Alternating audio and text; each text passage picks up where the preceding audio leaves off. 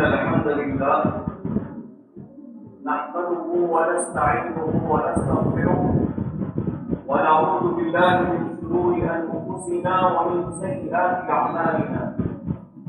من يهده الله فلا مضل له ومن يضلل فلا هادي له. وأشهد أن لا إله إلا الله وحده لا شريك له وأشهد أن محمدا عبده ورسوله. يا أيها الذين آمنوا اتقوا الله حق تقاته ولا تموتن إلا وأنتم مسلمون. يا أيها الناس اتقوا ربكم الذي خلقكم من نفس واحدة وخلق منها زوجها وبث منهما رجالا كثيرا ونساء واتقوا الله الذي تساءلون به والأرحام إن الله كان عليكم رقيبا. يا أيها الذين آمنوا اتقوا الله وقولوا قولا سديدا يصلح لكم أعمالكم ويغفر لكم ذنوبكم ومن يطع الله ورسوله فقد فاز فوزا عظيما.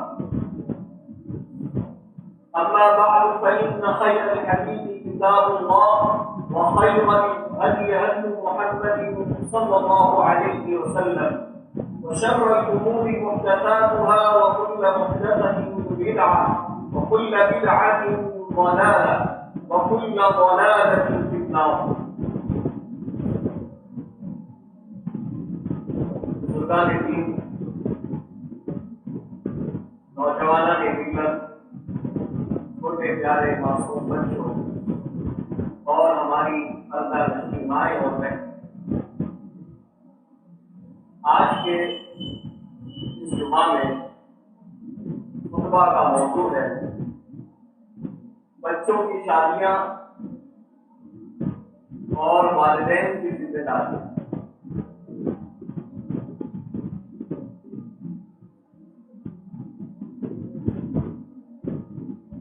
جب ایک مرد اور ایک عورت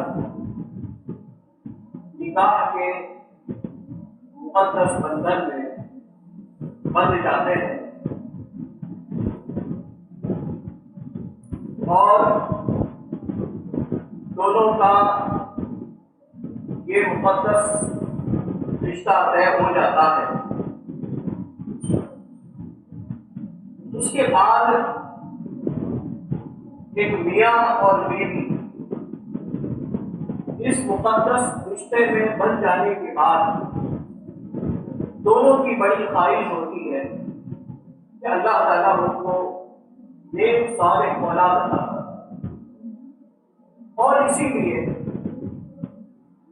میاں اور بیوی دعائیں بھی کرتے ہیں اور یہ حقیقی من الصالحین کہ اللہ تعالیٰ ہمیں نیک صالح اولاد عطا. اللہ رب العزت جب میاں بیوی کو اولاد سے نوازتا ہے تو پھر وہ والدین ہو جاتے ہیں، ماں باپ ہو جاتے ہیں. جب ماں باپ ہو جاتے ہیں پھر ان کے اوپر ایک ذمہ داری پڑ جاتی ہے، اور وہ ذمہ داری بچوں کی. بچے جب تک چھوٹے ہوتے ہیں تب تک والدین کو، ماں باپ کو ایک فکر ہوتی ہے کہ بچوں کی اچھی تربیت ہو جائے، بچوں کو اچھی تعلیم مل جائے، دین کا ان کے پاس بنیادی علم آ جائے، اسکول کے اندر بچے جانے لگ جائیں. یہ ایک فکر ہوتی ہے. یہاں تک کہ یہی جو بچے ہیں ان پر کوئی پریشانی آتی ہے یا یہ بچے کبھی بیمار ہو جاتے ہیں تو ماں باپ بے چین ہو جاتے ہیں. یہ ان کی بچپن کی زندگی. پھر یہی بچے جب بڑے ہو جاتے ہیں تو بڑے ہونے کے بعد ماں باپ کے سامنے ایک بہت بڑی ذمہ داری آ جاتی ہے، اور وہ ذمہ داری ہے بچوں کی شادیاں کرنا.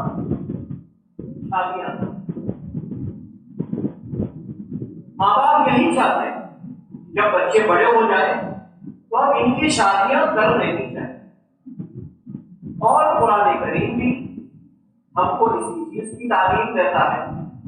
سب سے پہلی یہ چیز ہم کو سمجھ لینا ہے کہ اللہ رب العزت نے اس نکاح جیسے مقدس بندھن کو سکون اور راحت کا سامان کہا.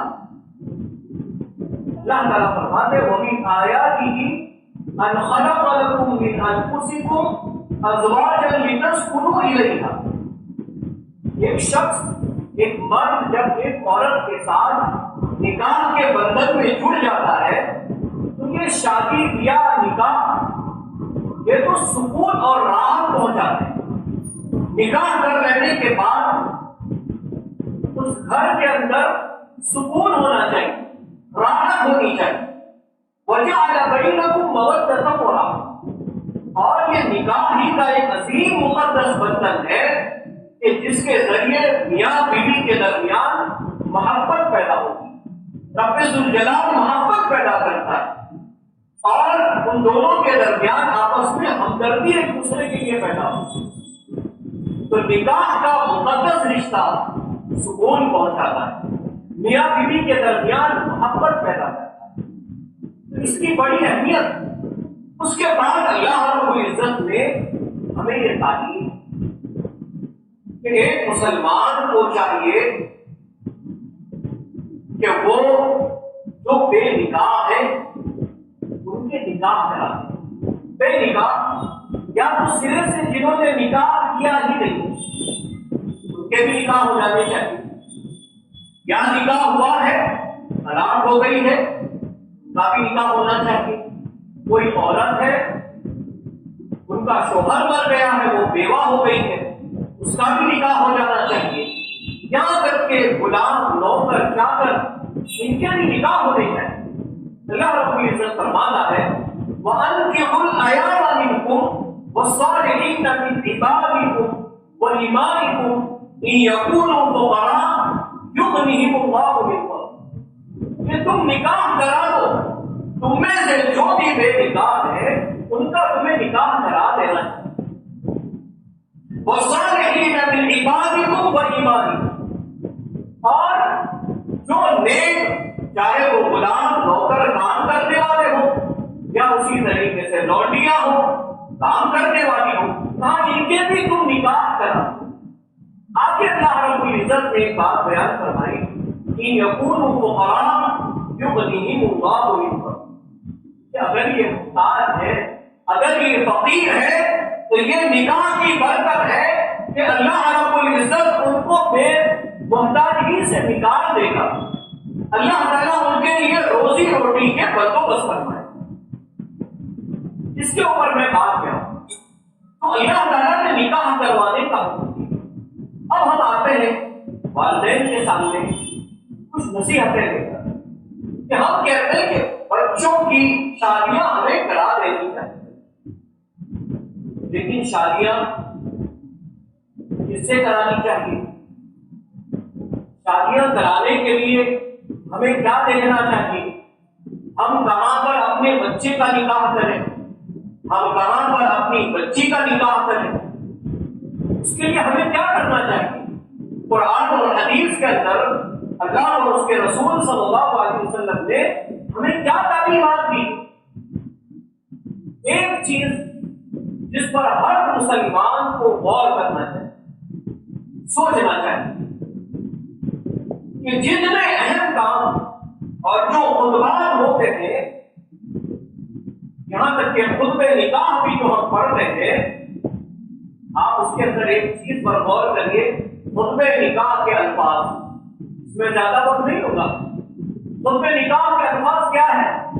یہی جو پڑھا جاتا ہے ان الحمد للہ نحمدہ ونستعینہ ونستغفرہ.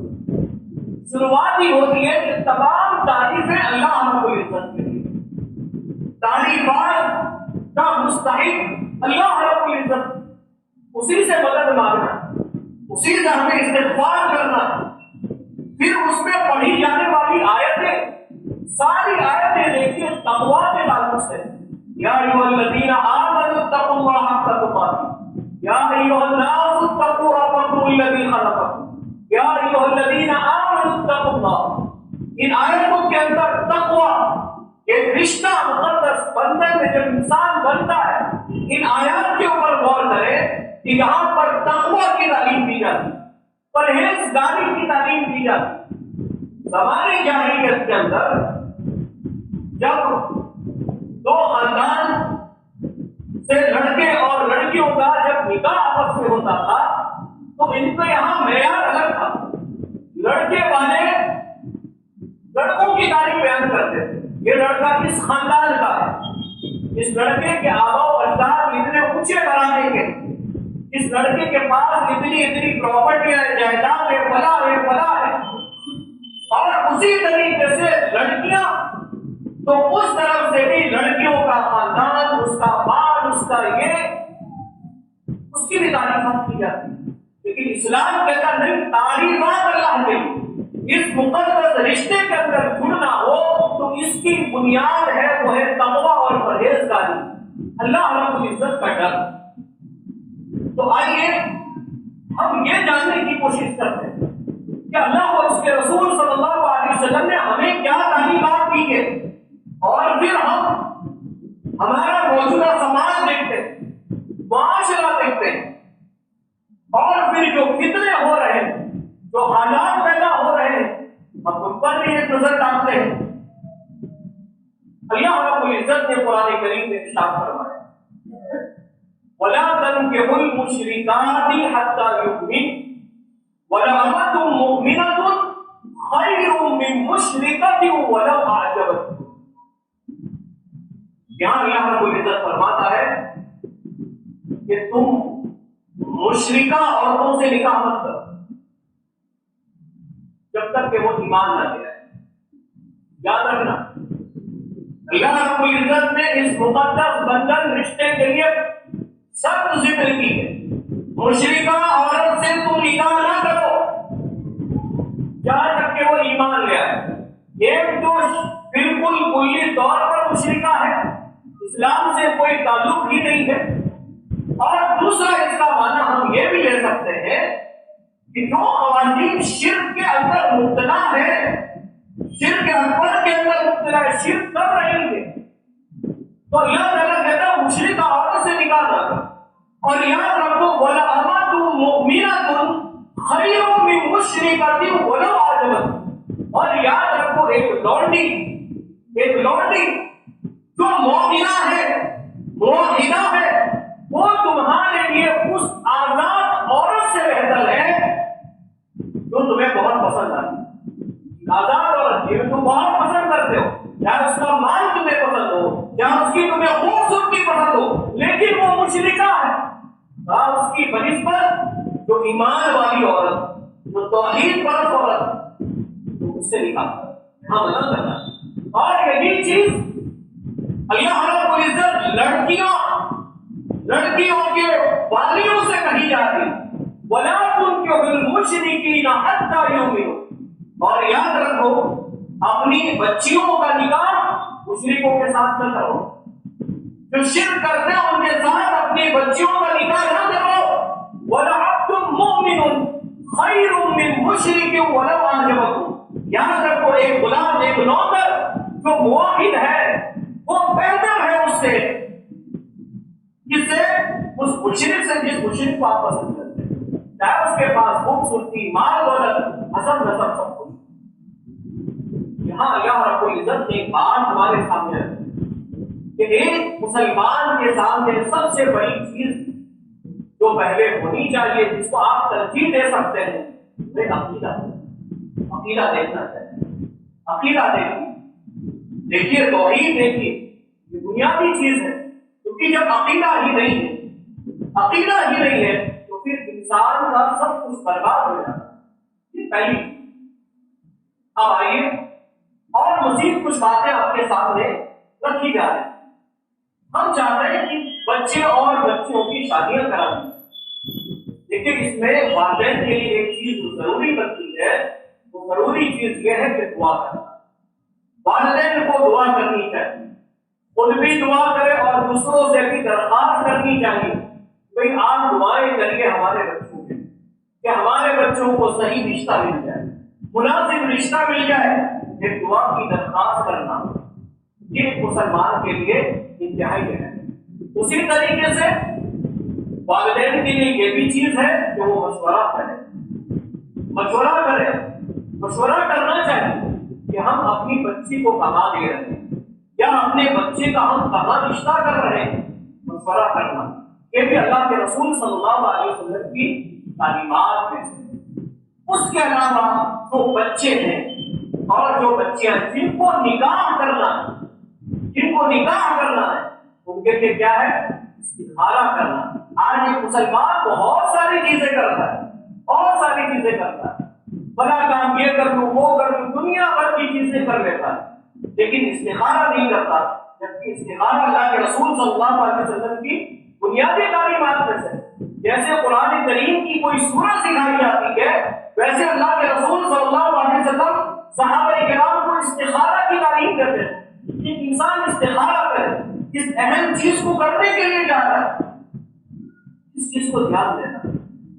اب آئیے نکاح کے سلسلے میں جو حدیث ہے اس کو سامنے رکھتے ہیں، اور اس حدیث کو رکھنے کے بعد اب بہت ساری باتیں آپ کے سامنے رکھتی ہے۔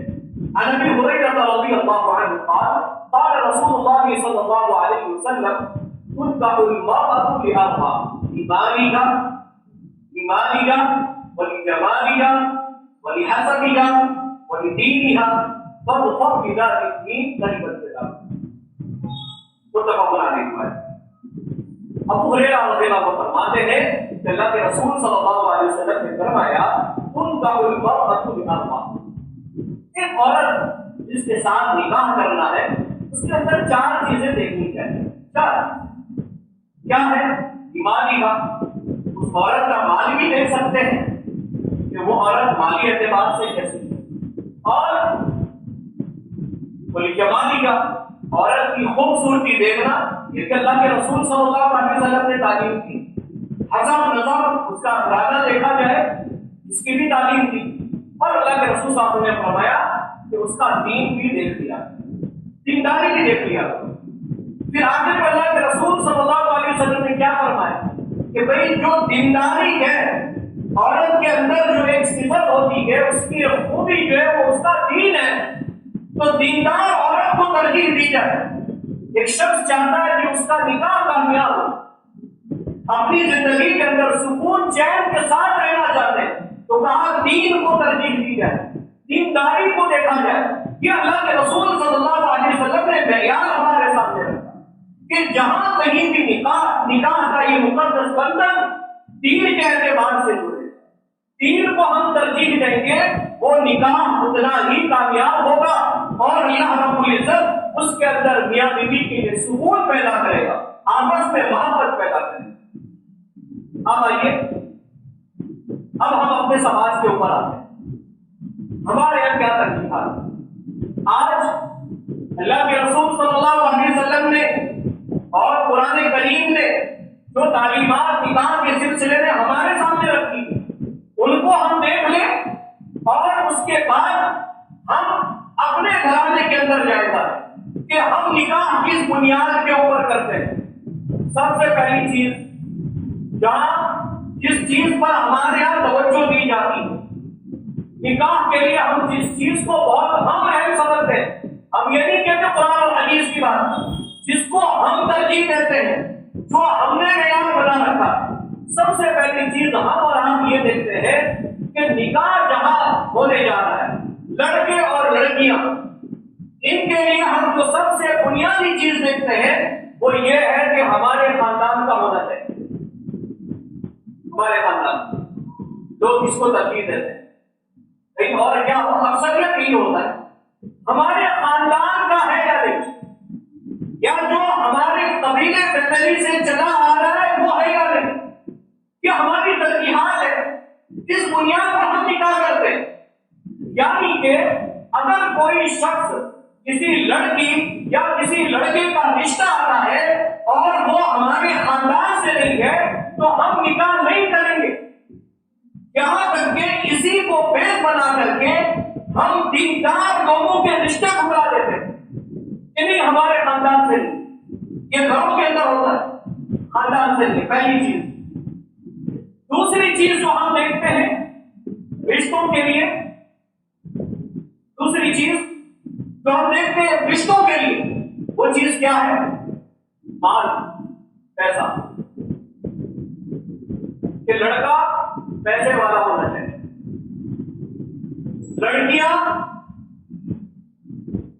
بھی کچھ لوگ یہی دیکھتے ہیں کہ لڑکی کس اونچے گھرانے کی، دونوں چیزیں دیکھتے ہیں، لیکن عام طور پر لوگ یہ جانتے ہیں کہ لڑکا اونچے گھرانے کا، لڑکی چھوٹے موٹے گھرانے کی چل جائے گی، لڑکا اونچے گھرانے کا مالدار ہو، یہ چیز دیکھی جاتی۔ لیکن کیا اگر ہمیں کوئی مالدار لڑکا نہیں ملتا ہے تو کیا ہم رشتہ نہیں کریں گے؟ کیا ہم شادیوں کو ٹھکرا دیں گے؟ کیونکہ اللہ رب العزت خود فرماتا ہے آپ نکاح کرا دیجیے، خود قرآن کریم میں کہہ رہا ہے کہ نکاح کرا دینا چاہیے جو بے نکاح ہے، یہاں تک کہ یہ غلام، نوکر، یہ جو بھی ہے، جو غریب ہے، ان کا رزق اللہ تعالیٰ کے ہاتھ میں، نکاح تو کریں گے، روزی روٹی کا مالک اللہ تعالیٰ ہے۔ اور ایک مرد اور عورت کے لیے سب سے اہم چیز جو اس کی زندگی کے اندر ہو سکتی ہے وہ سکون ہے، وہ راحت ہے۔ اور یہ سکون اور راحت کہاں سے ملے گا؟ کہاں سے ملے گا؟ دینداری سے ملے گا، اخلاق سے ملے گا، اونچے گھرانوں کے اندر رشتے کر دینے سے، بڑے بڑے مکانات کے اندر لڑکیوں کے رشتے کرا دینے سے ضروری نہیں ہے سکون مل جائے۔ اور ہم خواتین سے بھی کہتے ہیں، اپنی بہنوں سے بھی کہتے ہیں کہ ہمیشہ دینداری کو ترجیح دی جائے، دین کو ترجیح دی جائے۔ یہ ضروری نہیں ہے کہ دنیا کا عیش و آرام یہ ختم ہو جائے گا یہ، لیکن ایک مرد ایک عورت کا جو رشتہ ہے، جس بنیاد کے اوپر وہ ٹک سکتا ہے، وہ صرف اور صرف دینداری ہے، دینداری۔ کیونکہ جب دین ہے تو انسان ساری مشکلات برداشت کر لے گا۔ مان لیجیے کہ ابھی شادی ہم نے پیسوں کی بنیاد پر کی ہے، آج لڑکا لڑکی کی ساری ضرورتیں پوری کر رہا ہے، لیکن کل چل کر اگر اس کے حالات درست نہیں رہے، خراب ہو گئے، تو پھر وہ رشتہ ڈگمگا جائے گا۔ کیونکہ جو ضرورتیں ایک عورت کی پوری کرنی تھی، اب اس لڑکے کے پاس اتنا پیسہ نہیں ہے کہ وہ اس کی ضرورت پوری کرے۔ اور ایک عورت جس کے دل کے اندر یہ نیت ہو، وہ بھی یہیں پر آ کر رک جائے گی۔ گھروں کے اندر جھگڑے ہوں گے، آپ ہم کو پہلے اتنا خرچہ دیتے تھے، آپ نہیں دیتے، لیکن جہاں دینداری ہے، جہاں اللہ اس کے رسول صلی اللہ علیہ وسلم کی تعلیمات کو سامنے رکھا جاتا ہے، وہ ہر حال میں خوش، ہر حال میں، کیونکہ یہ مقدس رشتہ ہے۔ اگر اللہ نے نوازا ہے تو بھی خوش ہے، زندگی کے اندر پریشانیاں آئی، شوہر کا کاروبار ٹھپ پڑ گیا تو بھی خوش ہے، بیوی یہ بھی بتا دوں خوبصورت کی شادی کر لی ہم نے، لیکن کوئی حادثہ ہو گیا، اللہ نہ کرے کسی گھر میں ایسا ہو جائے، ہو سکتا ہے کسی حادثے کی وجہ سے عورت کسی بڑی بیماری میں چلے جائے، یا کبھی کبھی ہوتا ہے کچھ چیزیں چہروں کے اوپر گرم گر جائے، اس کے اندر وہ چہرہ اس کا بدل جائے، خوبصورتی چلی جائے، کیا ہوگا؟ دینداری نہیں ہے تو لوگ رشتے ختم کر دیں، کیونکہ جس وجہ سے شادی کی تھی وہ تو ہے ہی نہیں، لیکن دینداری ہے تو رشتہ قائم رہے گا۔ اب آئیے آگے، تیسری چیز کیا ہے؟ ہم اپنے شہر سے باہر شادی نہیں کرنا چاہتے، ہم اپنے شہر سے باہر شادی نہیں کرنا چاہتے۔ آج کتنے ماں باپ ہیں، کتنے ماں باپ جن کی یہ شکایتیں ہیں کہ ہمارے بچوں کی شادیاں نہیں ہو رہی ہے، بچی کی شادیاں نہیں ہو رہی ہے، لیکن آپ ریزن نکالے، وجہ پتا کرے کہ بھائی شادیاں کیوں نہیں ہو رہی ہے، تو آپ کو ایک وجہ یہ بھی ملے گی کہ ہم اگر شہر کے اندر اپنے رشتے موجود نہیں ہیں تو ہم باہر بھی رشتے نہیں کروانا چاہتے۔ اس کا مطلب اگر ہمیں اپنے خاندان کا لڑکا نہیں ملا، یا اپنے خاندان کی کوئی لڑکی نہیں ملی، یا ہماری کیٹیگری کی لڑکی نہیں ملی، یا اس کیٹیگری کا لڑکا نہیں ملا، اپنے شہر کے اندر نہیں ملا، تو کیا ہم اپنے بچوں اور بچیوں کو بٹھا کر رکھ دیں گے؟ اور کہ نہیں بچہ جب تک کمانا نہ شروع کر دے، عمر گزر رہی ہے 25 سال 30 سال 35 سال، لڑکوں کی عمر گزر رہی ہے، کہتے جب تک لڑکا پیر کے اوپر کھڑا نہ ہو جائے تب تک شادی نہیں کروائے۔ آپ یہ دیکھیں کیا اس بنیاد پر ہم رشتے نہیں کروائیں گے، بچوں کو گھر کے اندر بٹھا کر رکھ دیں گے کہ وہ لڑکا ہمارا شہر کا نہیں ہے۔ یہ مولانا محمد جناگڑی کو جانتے ہیں نا؟ ہاں تو جانتے ہی مولانا محمد جناگڑی رحمۃ اللہ علیہ کو، وہ تو بیچارے 1941 میں مولانا محمد جناگڑی کا انتقال ہو گیا۔ اللہ تعالیٰ نے جو دین کی خدمت کی اس کی وجہ سے نام آج بھی زندہ ہے۔ جب تک یہ تفسیر ترجمہ، تفسیر ابن کثیر کا ترجمہ یا اصل البیان کے اندر موجود ترجمہ اور ایسی کتابیں جب تک رہے گی مولانا کا نام زندہ رہے گا۔ لیکن آج ایک بات کہتا ہوں، جو چیزیں ہم سوچ کر چلتے ہیں اگر اس وقت مولانا نے سوچی ہوتی، مولانا محمد جناگڑی صاحب یا ان کے والدین نے سوچی ہوتی تو کیا رشتے ہو پاتے؟ مولانا محمد جناگڑی صاحب نے جناگڑھ میں بھی شادی کی، دلی کے اندر بھی شادی کی، بنگال گئے تو بنگال والوں نے کہا مولانا آپ ہماری بیٹی سے شادی کر لیجیے، بنگال میں بھی شادی کی۔ کوئی ذات پات، کوئی رشتہ، کوئی برادری، کوئی شہر، مولانا نے یہ کہا کہ نہیں وہ تو بنگال سے ہے ہم نہیں کریں گے، مولانا نے کہا کہ نہیں میں جناگڑھ سے ہوں، یہ عورت دلی سے ہے ہم نہیں کریں گے، کیا اس طریقے کے اعتراضات تھے؟ سوچیے اس کے اوپر۔ اسلام صرف دینداری کی بات کرتا ہے، دنیا دیکھی جائے، دین آپ دیکھیے، اور نیک لوگوں کی دنیا میں کمی نہیں ہے، نیک لڑکیاں بھی ملیں گی اور نیک لڑکے بھی ملیں گے، شرط ہے کہ ہمیں باہر نکلنا ہوگا، ہمیں دیکھنا ہوگا، اس بنیاد کے اوپر ہمیں رشتہ کرنا ہوگا۔ سعید ابن المسیب رحمۃ اللہ علیہ اپنے وقت کے جلیل القدر امام سعید ابن المسیب، ان کی لڑکی کے لیے بادشاہ کے گھر سے پیغام آیا بچے کا، لیکن سعید ابن المسیب نے شادی نہیں کر، دینداری کی بات کر رہا ہوں، نہیں کر رہے۔ ان کا ایک شاگرد ابو وداع رحمۃ اللہ علیہ، ابو وداع ان کی مجلس میں بیٹھنے والا تھا، قرآن اور حدیث کا علم حاصل کرنے والا تھا، دیندار متقی پرہیزگار آدمی۔ اس دن دیکھا کہ ابو وداع اب درس میں آ نہیں رہے، دینی مجلس میں شریک نہیں ہو رہے ہیں، پریشان ہوئے۔ اس کے بعد جب ابو وداع آئے تو سعید ابن المسیب نے پوچھا کہ بھئی کیا مان رہا ہے، کس وجہ سے آپ نظر نہیں آ رہے تھے؟ تو ابو وداع نے کہا سعید ابن المسیب رحمۃ اللہ علیہ سے کہ میری بیوی کا انتقال ہو گیا، میری بیوی کا انتقال ہو گیا۔ آپ سوچیں، اور ابو وداع وہ شخص کہ جس کے پاس 2-3 درہم کی ملکیت کی بات، 2-3 درہم، کوئی بہت مالدار نہیں، معمولی حیثیت۔ سعید ابن المسیب نے کہا، بٹھایا، خود پہ نکاح پڑا اور کہا میں نے اپنی بیٹی سے میں نے تمہارا نکاح کروا دیا، بٹھا کر کے، کوئی رسم نہیں، کوئی رسم نہیں، کوئی رشتہ داروں کا لین دین آنا جانا نہیں، اپنے شاگرد سے دینداری کی بنیاد۔ اور میں آج کہتا ہوں کھل کر کے، شادی کے اندر چوتھی جو رکاوٹ آتی ہے وہ ہماری رشتہ داریاں، ایک کہ ہم رشتہ داری سے باہر نہیں نکل رہے، ٹھیک ہے، پھر اگر شادی ہو جاتی ہے، شادی ہو جانے کے بعد اگر لڑکی کے اوپر ظلم ہو رہا ہے، اور میں یہ کہتا ہوں ہمیشہ لڑکا ظالم نہیں ہوتا ہے، ظلم کبھی کبھی لڑکی والے بھی کرتے ہیں۔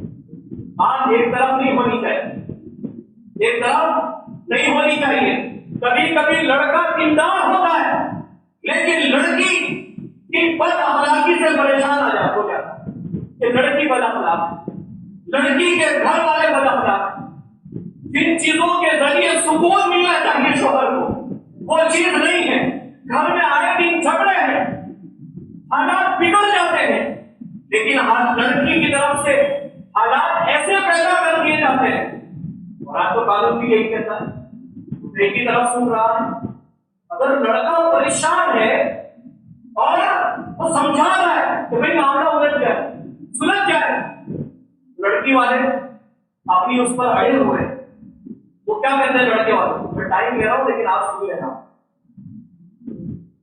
دیکھو تو صحیح، مطلب لڑکی غلطیاں پر غلطیاں کر رہی ہے، اس کے باوجود بھی کیا کہہ رہی ہے وہ، کیا اس کے گھر والے، دیکھو تو صحیح تم ہم کو الگ کیسے کرتے ہو، مہیلا اس کے اندر پہلا کیس تمہارے خلاف چلے گا اور وارنٹ میں تو بات ہماری سنی جائے گی، ایک طرف لڑکیوں کا یہ معاملہ ہے اور لڑکا بھی بیچارہ پریشان، اب یہاں سے کیسے پھر اب ہم لڑکی کی طرف آتے ہیں، لڑکوں کی طرف سے ظلم ہوتا ہے لڑکیوں کے اوپر، چاہے وہ جہیز کو لے کر ہو یا آپسی کسی معاملات کی وجہ سے، عام طور پر جھگڑے جو ہوتے ہیں ایک تو ہے غلط فہمی، بات یہ یاد رکھ، میاں اور بیوی کے درمیان غلط فہمیاں پیدا کر دی جاتی ہیں اور اس کا ایک حل یہی ہے کہ ایک دوسرے کے متعلق کوئی غلط فہمی ہو، سماج معاشرے کے اندر کوئی بات ہو رہی ہو تو اتنا عظیم رشتہ ہے آپس میں بیٹھ کر کے حل کر دینا ہے، پوچھنا چاہیے، دل میں باتیں دبا کر کے نہیں رکھنی چاہیے کہ میں ایسا سن رہا ہوں اس میں کیا حقیقت، بات کو واضح کیا جائے، آپس کے مسائل حل کیے جائیں، اور آج میں یہ کہہ رہا ہوں کہ رشتہ دار وجہ کیا ہے، ہماری شادیاں جو ناکام ہے اس میں بڑا رول ہمارے رشتہ داروں کا ہے، ایک شخص سادہ سمپل شادی کرنا چاہتا ہے کہ شریعت کے مطابق شادی کر دے، شریعت کے مطابق بہت زیادہ لوگوں کو لے جانے کی ضرورت نہیں ہے، سب سے پہلی مخالفت رشتہ داروں میں ہوتی ہے، عورتوں سے بات چالو ہوتی ہے، گھر والے کہتے ہیں ہم کو نہیں بلایا، ہمارے ساتھ یہ ہوا، اس نے ایسی شادی کر دی ویسی کر دی، ہم رشتہ داروں سے کہنا چاہیں گے پہلے آپ یہ دیکھیے وہ نکاح شریعت کے مطابق ہو رہا ہے یا نہیں، عبد الرحمن بن عوف رضی اللہ عنہ کا نکاح ہو گیا، نکاح ہو گیا، لیکن اللہ کے رسول صلی اللہ علیہ وسلم کو خبر نہیں پہنچی، صحابی گئے نکاح کر لیے، اللہ کے رسول صلی اللہ علیہ وسلم کو خبر نہیں پہنچی، وہ نکاح کے بعد جب آئے کہ مجلس میں دیکھا تو اللہ کے رسول صلی اللہ علیہ وسلم نے پوچھا تب پتا چلا اتنا نکاح ہو، کیا اللہ کے رسول صلی اللہ علیہ وسلم سے بڑی حیثیت ہے ہماری، تو ایک چیز یہ شادیاں کم خرچے میں ہو جائے، آسان سنت طریقے کے مطابق ہو جائے، لیکن اگر والدین چاہتے بھی ہو تو بھی رشتہ دار نہیں ہو لیتے، اچھا دوسرا کہ اگر آپس میں جھگڑا چل رہا ہے، میاں بیوی کا جھگڑا ہے تو شریعت کے مطابق کیا کرنا چاہیے، وَإِنْ خِفْتُمْ شِقَاقَ بَيْنِهِمَا فَابْعَثُوا حَكَمًا مِنْ أَهْلِهِ وَحَكَمًا مِنْ أَهْلِكَ إِنْ يُرِيدَا إِصْلَاحًا يُوَفِّقِ اللَّهُ بَيْنَهُمَا، کہ اگر میاں اور بیوی کو آپس میں انبن کا خوف ہو کہ رشتہ آپس میں ٹوٹنے کا ڈر ہو، پتہ نہیں کیا ہوگا، آپس میں کچھ انبن ہو رہی ہے تو کیا ہے، دونوں طرف سے انصاف کرنے والے حاکم کو بھیجا جائے، ذمہ داروں کو بھیجا جائے، لڑکی کی طرف سے انصاف کرنے والا آدمی آ گیا، لڑکی کی طرف سے انصاف کرنے والا آدمی آ گیا، دونوں کی نیت یہ ہو کہ لڑکے اور لڑکی میں صلح کرا دی جائے، صلح کرا دی جائے، ایسا نہیں کہ آگ لگا کر کے رشتوں کو توڑا جائے، صلح کروانے کی کوشش کرے، معاملات کو حل کرے، اور اگر یہ نیت ہو تو اللہ تعالیٰ اس کی توفیق بھی دے گا، ان رشتوں کو ٹوٹنے سے بچا لے گا، کیونکہ یہ ہمارے رشتے غلط فہمیوں کی بنیاد پر ٹوٹ جاتے ہیں، اور میں کہہ رہا ہوں کہ اگر کہیں ظلم ہو رہا ہے تو اس میں بھی ہمارے رشتہ داروں کا بڑا رول کیا ہے، اب مان لیجیے لڑکی کے اوپر ظلم ہو رہا ہے، ظلم ہو رہا ہے نا، اب باپ کو چاہیے کہ وہ کھل کر سامنے آئے اور مسئلے کا حل نکالے، لیکن کیا ہوتا ہے پتہ ہے، ہوتا یہ ہے کہ باپ بھی بیٹی کو خاموش کر دیتا ہے، بیٹی اپنی زندگی گزار دے، تجھے ہم نے رخصت کر دیا نا اپنے معاملات حل کر. کیوں؟ ارے میں نے تیری شادی کرا دی ہے اور اگر اس شادی سے کوئی رشتہ دار ناراض تھا تو بڑا مسئلہ ہو جاتا ہے. بیٹی ہم نے تیری شادی کرا دی ہے، اگر اب یہ بات باہر نکلے گی کہ تیرے سسرال والے تجھ پر ظلم کر رہے، تیرا شوہر تیروں پر ظلم کر رہے، تو میرے رشتہ دار کیا بات کریں گے؟ میرے رشتہ دار کیا بات کریں گے؟ اور ہوتا ہی ہے سماج میں، کسی کا رشتہ جہاں بگڑتا ہے ہم یہ نہیں جانتے کہ ان کی وجوہات کیا. اگر کسی کا رشتہ کسی وجہ سے بگڑ رہا ہے تو ہمیں خوش ہونے کی ضرورت نہیں ہے، ہمیں تو فکر مند ہونا چاہیے. لیکن ماں باپ اس بات پر رک جاتے ہیں کیا کہیں گے، رشتے دار کیا کہیں گے، بات کو دبا لیتے ہیں، بات کو دبا لیتے ہیں، یہاں تک کہ حالات خراب ہو جاتے ہیں. اور خاموشی میں بات کو دبا کر کے حالات ایسے پیدا ہو جاتے ہیں کہ وہ رشتہ ٹوٹ جاتا ہے. پھر جب رشتہ ٹوٹ جاتا ہے تو بھی کیا رشتے دار چپ ہو جائیں گے؟ جو رشتے دار پہلے آپ کے خلاف بول سکتے ہیں کیا وہ رشتے دار رشتہ ختم ہو جانے کے بعد بھی چپ رہیں گے؟ نہیں رہیں گے. یاد رکھیے جو دیندار ہے وہ ہمیشہ دینداری ہی پر رہے گا، اور جس کو بات کرنی ہے وہ بات کر کے رہے گا. وہ آپ چاہے آپ کو اللہ تعالیٰ خوشیوں سے نواز دے تو بھی وہ خوش نہیں رہنے والے. یہ بات آپ سمجھ کر کے رکھیں. تو اللہ کے واسطے میں آپ سے کہہ رہا ہوں اپنی بچوں کے رشتے آپ لوگوں کی سوچ پر نہ چاہیے لوگ کیا کہیں گے اس کو چھوڑ دیں. اللہ اس کے رسول کی تعلیمات کو اپنائیں گے اور اس کے مطابق اپنے بچے اور بچیوں کا نکاح کر دے. کیونکہ میں آپ وہی کہہ رہا ہوں بار بار، کچھ نہیں ہے. میں تو ہمیشہ کہتا ہوں وہ میرے خون کا پیاسا ہے، کیا کیا جائے؟ اسی سے خون کا رشتہ ہے، کیا کیا جائے؟ اس کے اوپر مت جائے. بس جہاں جو رشتہ ملتا ہے، جہاں دینداری ہے، اللہ تعالیٰ نے جو لکھا ہے وہاں پر آپ اسلامی شریعت کے مطابق نکاح کروا. بہت زیادہ لے گیا. اللہ رب العزت سے دعا ہے اللہ تعالیٰ جو نکاح کے معاملات ہیں اس میں آسانیاں. جن بچوں کی شادیاں نہیں ہوتی اللہ تعالیٰ ان کو بہترین رشتے عطا کرتا ہے.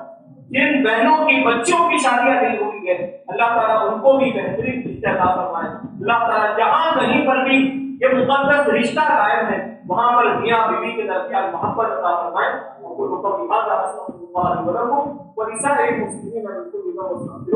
لہٰذا